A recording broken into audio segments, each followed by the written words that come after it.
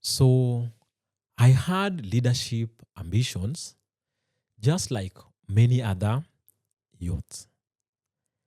And back in campus, I was just a microphone away from being the secretary of finance of Somo. I was very good at the mic, and given an audience, I could do wonders. So that afternoon, missing the mic really costed me a lot. Why? Because it opened the window for rumors about my candidacy to start flying around. And then it also gave my opponents time and an opportunity to plan their dark and dirty games against my candidacy to ensure that I don't get to the ballot. So let us talk about this. Let us make some stories. Hello, Wadau. Welcome to the Color Prod. Let's do it again. Before I proceed with the leadership story, let me ask you a question. Have you ever presented yourself for any election? An election where you have been given time to go out and campaign. You have been given time to go out and use your resources. Enda utole watu form. If you have, then how was it? Did you win? Or you are very close? You are very close to winning. So let me know how it was. Okay. Back in campus, I had leadership ambitions.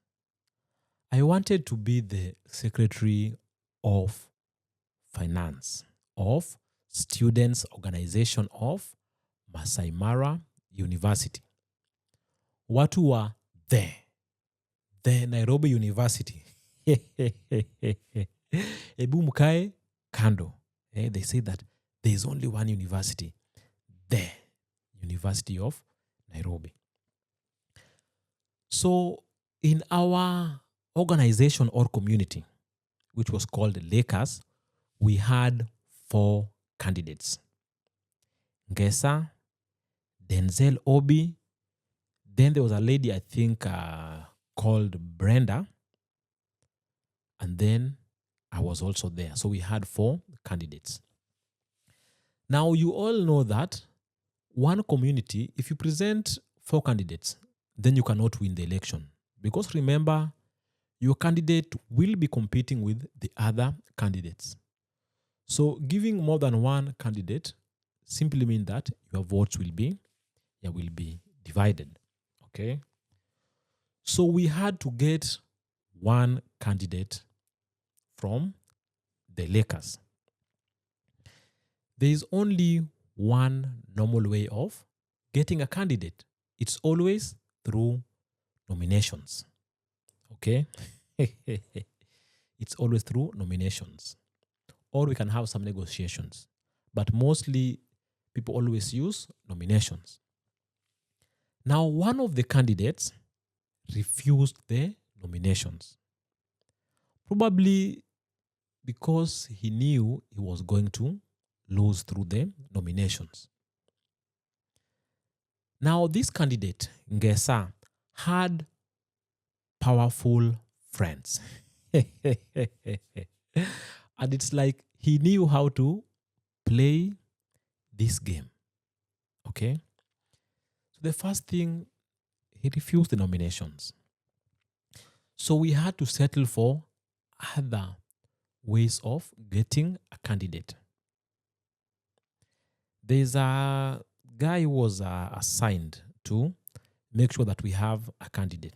He was in fourth year by then. So we had a number of meetings just trying to think, how do we get a candidate? Then there's a method that came up. I don't remember who proposed it or where it came from. It appeared to be a good method, but at the end of it, how the whole thing was done was not how we agreed according to our meetings. And we ended up with Ngesa being nominated as the candidate for the Lakers. I will talk about this method in another episode, but the way the thing was done is not how we had agreed. Yes, it followed that procedure, but something happened in between. It was like very clear that this thing was not clean. It had some things here and there. And if it had gone to any Supreme Court, then we had glaring evidence of the election or the nomination being manipulated.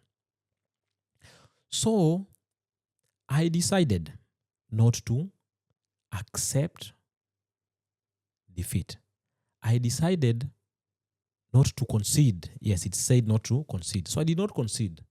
I said, I don't accept because we did not agree on this thing to be done this way. So I was still in the race, to make the long story short. So Ngesa and Kala, we are still in the race. And I had the backing of some candidates also, like I think Denzel Obi. We were now working together in a way. So one afternoon, the candidates were being announced officially. They were being introduced to the university, or the candidates were to introduce themselves to the entire campus. I remember that day I had my black suit. So black, shiny suit, red tie, white shirt. And then I had a notebook and a pen. There is a first year by then who I think had some issues with the Ngesa team. Okay. So he was really pushing me. Hey, Rogers, tunaenda baka mwisho. Okay. So the day of candidates revealing themselves to the university came, and Wycliffe Maina, may his soul rest in peace. Wycliffe Maina came for me. Rogers, let us go. Twende. Hawa watu wanatuchezea. We are not going to back down. So Lakers was going to introduce two candidates in the same position. Okay. I remember getting to the hall. The hall was full. And Maina got me a chair somewhere. A lecture chair on the left side. Then I sat down and I was waiting for the whole thing to start. I knew that after dropping the mic down, then this thing was going to be over. So I was there seated, looking at the stage. We had some leaders from the Dean of Students there trying to organize things here and there. But we also had some students who were there, and they were kind of pushing and pulling. We had some debates or some small scuffles there. What was really happening? Because I was waiting for that chance. I had not prepared a speech, but I knew that I was going to do wonders. So, eventually, after a number of minutes going, we were told that, hey, this thing is not going to happen today. We have been forced to push it to another day that will be announced. Why? Because we had some issues there. Yeah, there are some issues that I won't go into, but the thing was pushed forward. Oh my God. The chance that I was waiting for. Because that introduction, you know how politics always work. That introduction was what I was going to use to bring my opponents down and to raise my flag up. So I missed the mic. And many things started happening.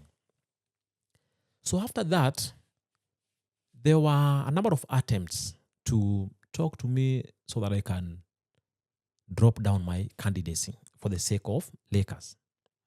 But rumors started flying around. One of them was that Roger Scala is a project of the admin. Wow. He met the vice chancellor, he met Professor so-and-so, and they are fronting him. Hey! Now, I had not even been like around 50 meters closer to these people. Then it is being said that I had met them in some boardroom and they are fronting me. Oh my God, political rumors. So I was being asked by some friends who were in my team that, hey, what is happening? We heard that you met Professor Kadenyi, you met the Vice Chancellor, and I don't know these things. They are just rumors. Now, I had a friend called AC Okenyuri. Okay? So another rumor was that AC Okenyuri was using me. AC was using me to split the votes of Lakers. Because AC Okenyuri in their organization, that is Mwanya Getinge, the organization of Kisses, they also had a candidate called Abuga. So it was being said that, hey, AC is using Rogers to split the votes of the Luos or the Lakers so that their candidate can easily go through. That was just a rumor. It is true that I was in contact with AC because she was a friend, and I think I was very instrumental in her being elected as the vice president of SOMU. That is a year before. So we were still talking and we were very close friends. And it was motivating me, hey, Rogers, just go for it. Please don't stop, just go for it. Now, apart from rumors and the many talks here and there, some serious attempts were made to paint me black. And these are attempts that were going to disqualify me from vying or from submitting my nomination papers. So one day, a friend of Ngesa's team, that is Ofia, Ofafa Jasuba,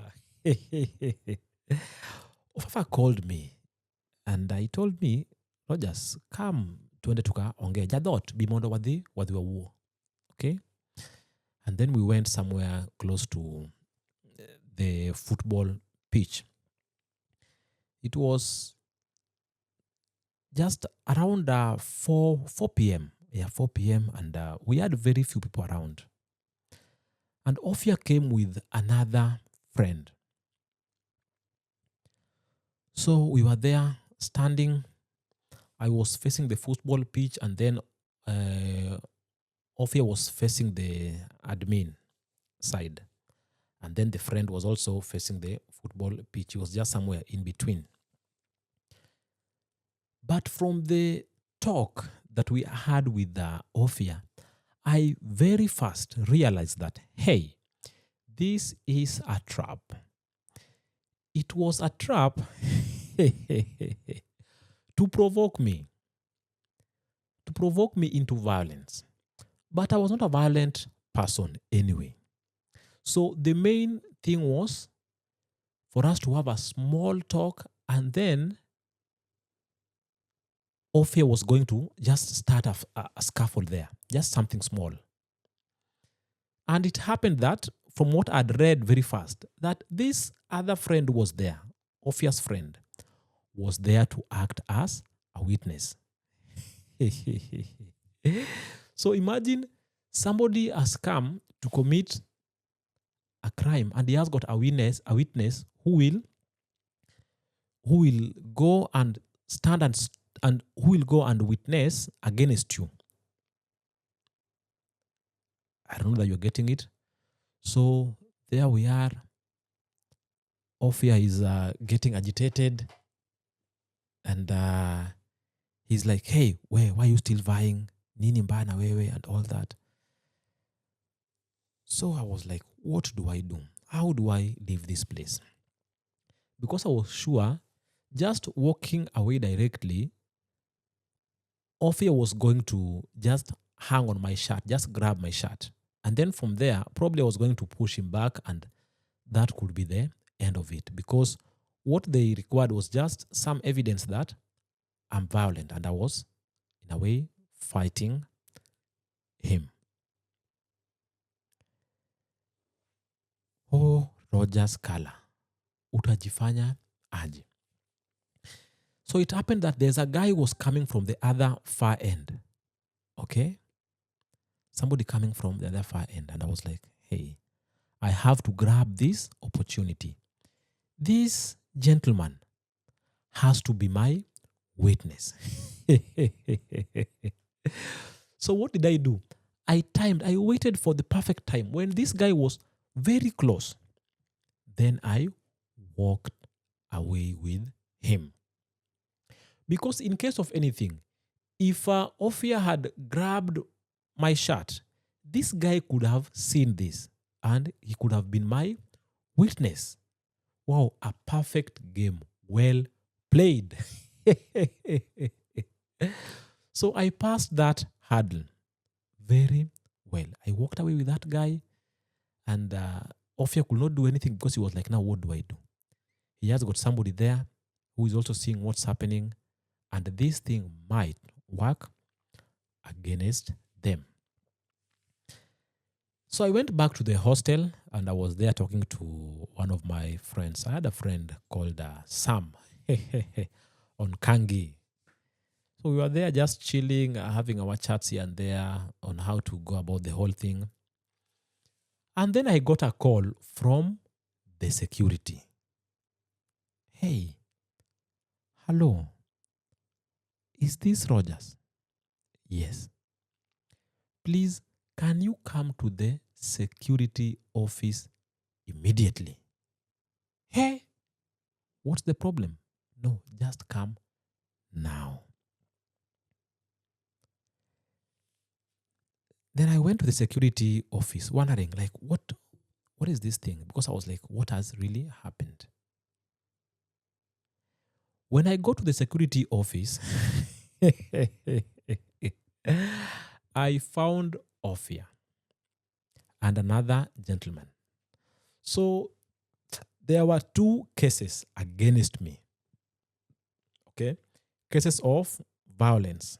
Number one, it had been recorded that I was talking to Ophia somewhere, And then I became violent and tore his shirt. And the truth is, he came there with a torn shirt. Oh my God. Mimi, nika rarua shati yako saa ngapi? Okay. Then another one, there was another friend called Obama. Not a friend, but just we used to talk here and there.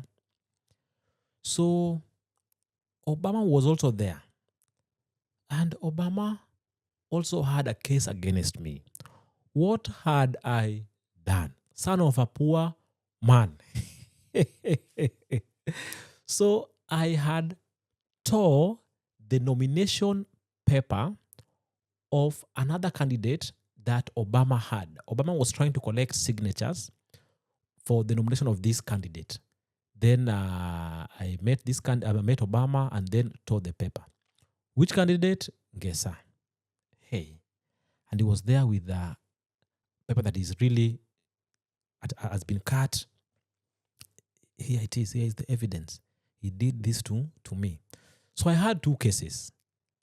I fought Ophia for political reasons, and I tore the nomination paper of my opponent.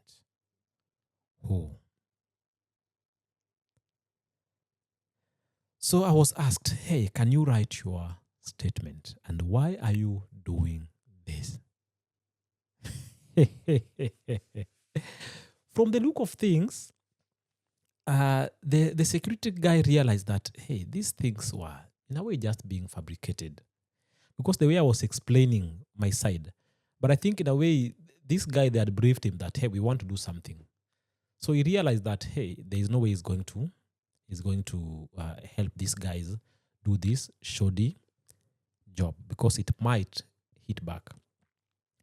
So there's a friend that came, that is Samuel Onkangi came to the security office because I called him and told him, hey, there's a case here and they're saying that I've done this, this and this.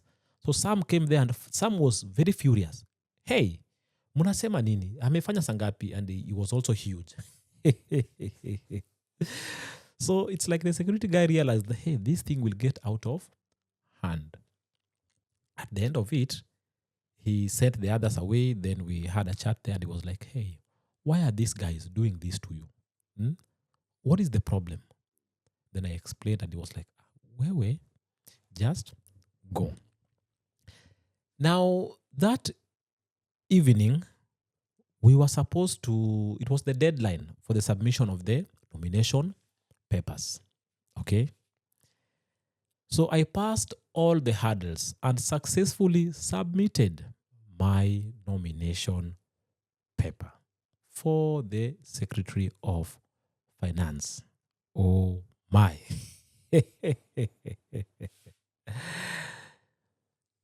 I don't know what the opponent's team was now thinking. I don't know what their next plans were because it was now done. I've submitted my paper.